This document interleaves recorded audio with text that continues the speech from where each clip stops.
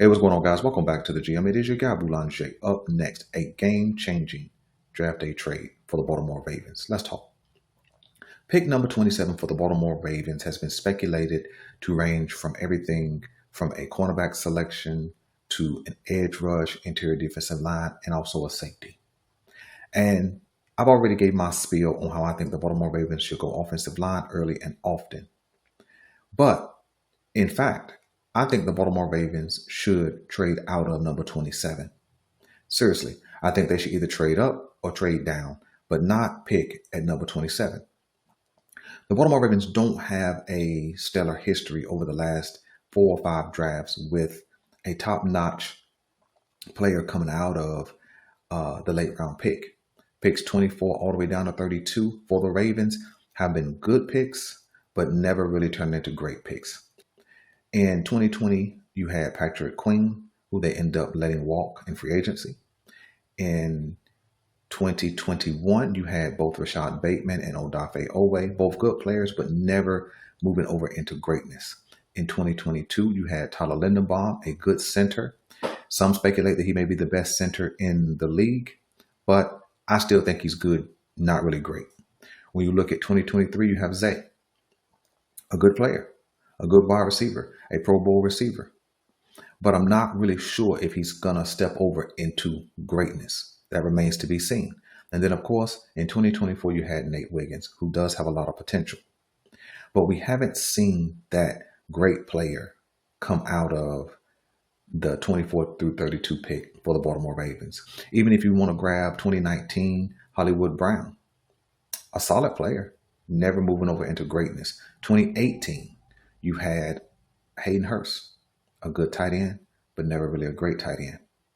So the only players you've seen the Baltimore Ravens take 24 or less, or 24 or down to 32, is Lamar Jackson, the ultimate 32nd pick. And so I don't want that history to continue. We're not in position where we can take a project where we're just going to wait 2 or 3 years to really see what a player has. We need a player in year one who is going to make a difference, a game-changing type difference. Now, that's a lot of weight to put on a rookie, but I think there is one rookie worth trading up for. Now, remember, you may disagree, and that's okay. I'm not telling you that I'm right. This is for conversation, but I do think that there is one rookie who is worth trading up for, who I think could make a day one game-changing type impact for the Baltimore Ravens. The Baltimore Ravens have a lot of needs, right? Offensive line, specifically at the guard position and tackle depth. We still have a need for a bigger bodied wide receiver. That's something we can address later on in the draft. We have a need at inside linebacker. Don't think we're going to take one of those in the first round. We have a need at interior defensive line, potential to take in the first round. We have a need at edge rush, potential to take in the first round. We have some depth needs at cornerback and also at safety, potential to take in the first round.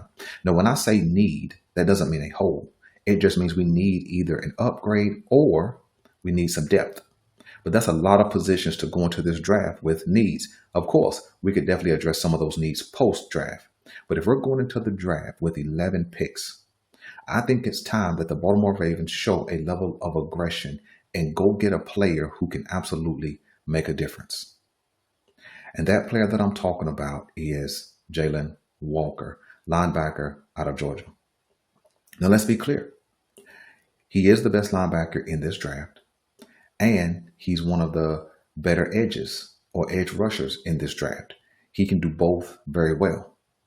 But don't believe me, let's put on some film. 42 players drafted out of Georgia in the last 4 years. Klubnik kept it, and he gets stopped short of the line again. The national championship game will be here. Klubnik in trouble, looked like he was down before he threw it away. Pressure from Jalen Walker. Play fake on the jet sweep pass, and the pass batted down. Don't think they would go for 4th and 8 with all their timeouts and the 2 minutes timeout. Vanderbilt dumped as he threw it. This is a 3rd and 7. Ewers from the end zone, flipped it by time, stumbles forward and takes a stop. Jalen Walker, the elite pass rusher out there, looking for them to give up a bunch of yards, not just to Alabama, but also Mississippi State. All out blitz, Ewers cannot escape. They've got him again. Jalen Walker for a second time. In a minute. Pressure comes, Manning escapes on the run, trying to make something happen. Cannot get away from Jalen Walker. 2nd and 21, Manning from the pocket, ball comes loose. It's scooped up by Walker. Ulysses Bentley in trouble and dropped behind the line. The threat perfection in for Benz. Up the play fake on first down. Ewers is being harassed, escapes, bites back to the line of scrimmage where Jalen Walker got him down. Second and 25, back to Blue, and they're all over him. That was Jalen Walker around. Weisner on second and long. He's going to be dropped for another loss. Texas going backwards. Now, when you look at Jalen Walker's tape, what you'll see him be able to do is play from the interior, but you also see him line up along the edge and offer some pass rush. And the reason why I think Jalen Walker is the only player that we should trade up for in this draft, because he offers value at two positions that we have depth need or a need for upgrade. He's explosive off the edge, and he's quick and twitchy with good speed to run sideline to sideline from the interior linebacker position. He can fill gaps. He can blitz. He can do everything. Now, you may be saying, Belanger, you have lost your mind. No.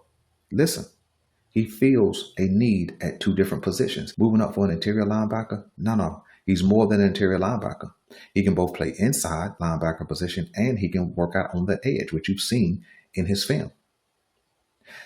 You see, we have a need at both those areas, and he can provide an immediate upgrade at both of those areas.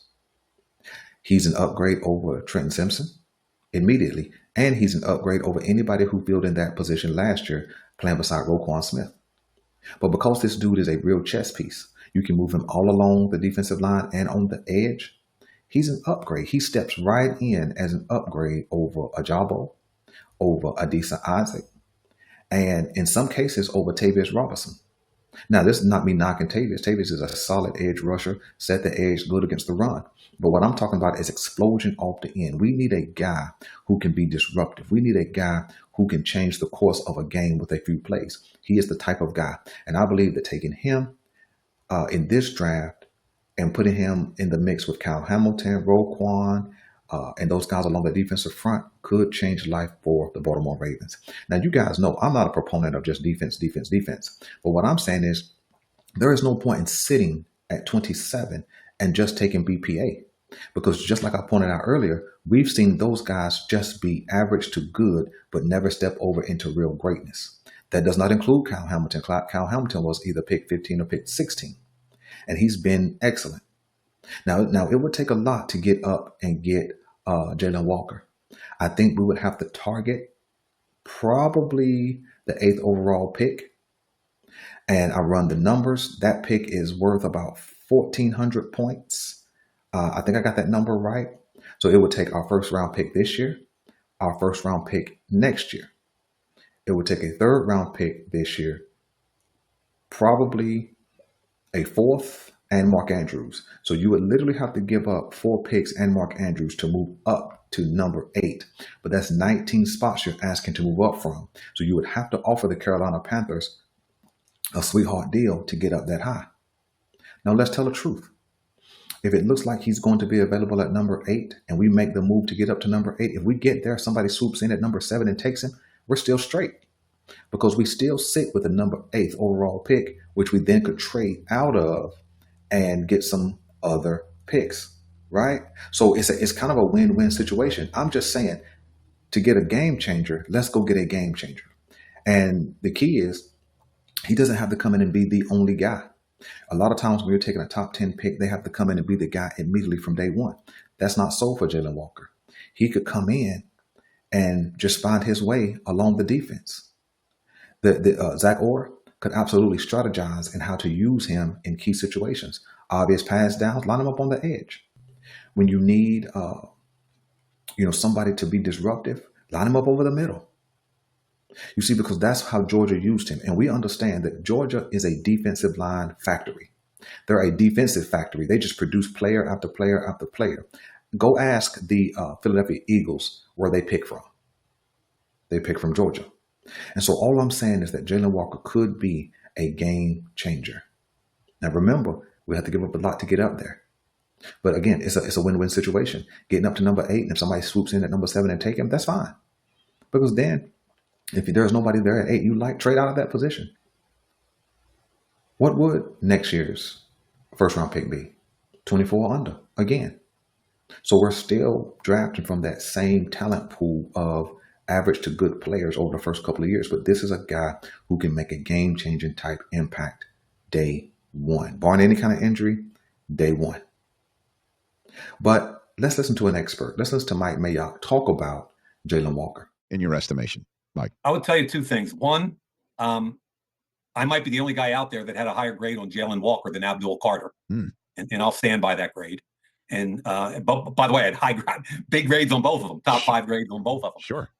But to answer your direct question, Abdul Carter, teams are worried about foot injuries and stress fractures, and they want to see X-rays and they want to see a move. They're the kind of things that can come back and bite you. I think Drew Rosenhaus, the agent, has been through this, seen it, done that, and he's going to put the kid in the best opportunity to succeed. If he goes out there and runs well, looks good, I think everybody's just going to go, hey, he's fine. We can fix the foot after the year if there's a problem. So I do think it's a situation where he's got to show up and show out. All right, I got to ask you the follow-up on Walker. You say you had a better grade on him than you do Abdul Carter. Like, why? I put the tape on, the Georgia tape on Jalen Walker, and he's an off-the-ball linebacker at 243 pounds. And my jaw dropped watching him run. His twitch, his speed, his quickness, his change of direction. But what really intrigued me is on sub packages.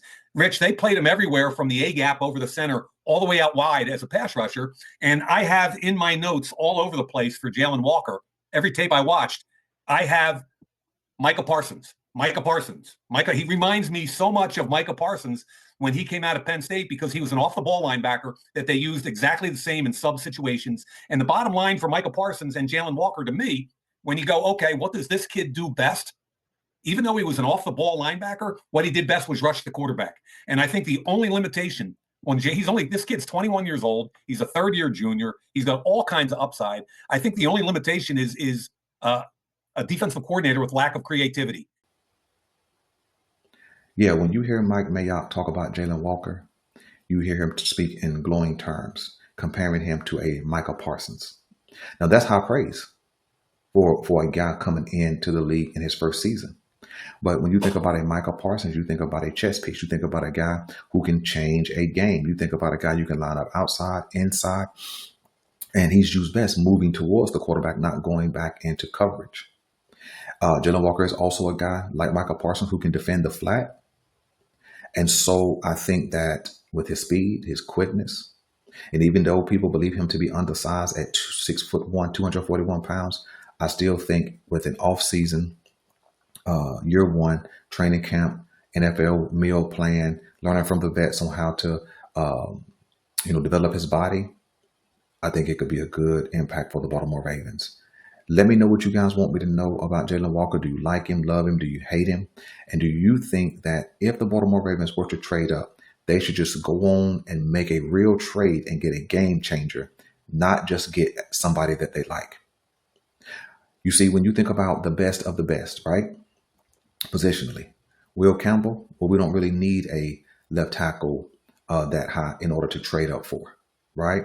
When you think about the best guard interior offensive lineman could be available at 27, potentially. We don't need a center, right? We don't need a tight end in the first round, right? We don't even really need a wide receiver in the first round for sure. Even if one of the best wide receivers fall to us, could we take him? Sure, we could. But what I'm talking specifically about is who to trade up for. We don't need to trade up for Ashton Jeanty. People have suggested that to me. I wouldn't trade up for a running back when there's other value, high-level running backs in this draft, right? When you jump to the defense side of the ball, there's no defensive interior lineman or interior defensive lineman that I'm trading up for, because there could be some good talent available to us at 27. What I'm talking about is a game changer. That's what I'm talking about. There's no corner that's going to change life for the Baltimore Ravens, because whether you take Will Johnson or Jahdae Barron, right, you're going to be able to get some good value if you just stay put at 27. There's no safety. I know Malachi Starks is there, but I think there's another safety on the board who offers a higher level of what we need in a free safety. So when you think about Jalen Walker, he's probably best linebacker in the draft. And then you got one of the top edge rushers in this draft as far as his skill set, his tool his toolbox, and what he can actually do on the field, what we've seen him do on the field. Now, you may disagree about if he's a top edge rusher. You may disagree if he's one of the top linebackers. But when you put it all together, a top 10 edge rusher, and even if you put him in a top 2 or 3 linebacker, you have a guy who's excellent at 2 different positions. Is he perfect? No, but I said excellent. And putting him in a rotation day one, he can make a game-changing type impact. So let me know what you guys want me to know about Jalen Walker. Do we go up to number 8 and get him?